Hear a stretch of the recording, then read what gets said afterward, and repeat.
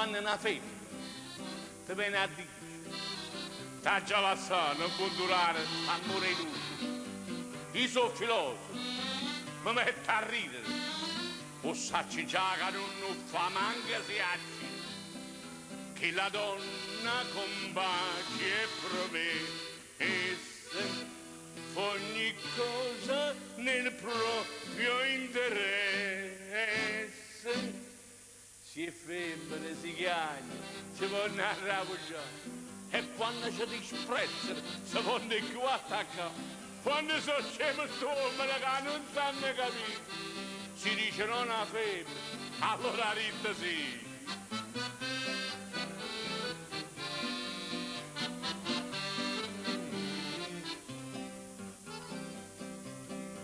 Segui una giovane, piuttosto eccentrica, la senti dire, la vuoi finire di farlo stupido.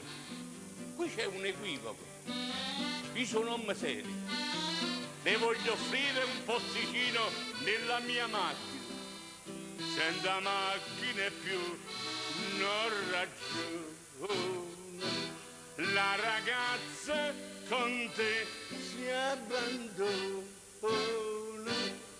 Poi se ne viene a Cina, o viene a strapare, e dopo tutto l'anno si lascia accompagnare. Giunta alla casa all'11, confida alla mamma. Mamma, ci ho trovato un cacchero, che cacchero è papà?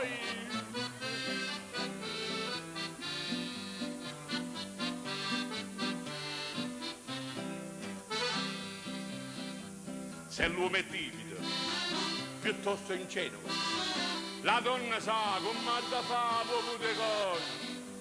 Bacia il bossino, tu qua è difficile. Vieni a parlare con la mamma, si può concludere. C'ho la casa, il corriere e mio zio.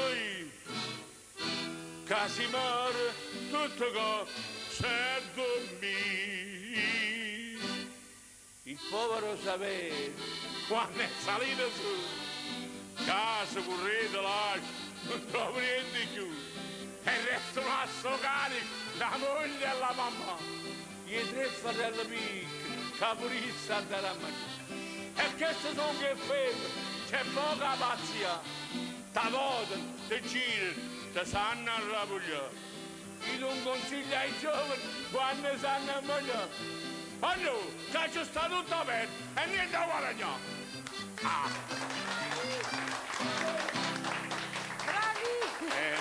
Buonasera.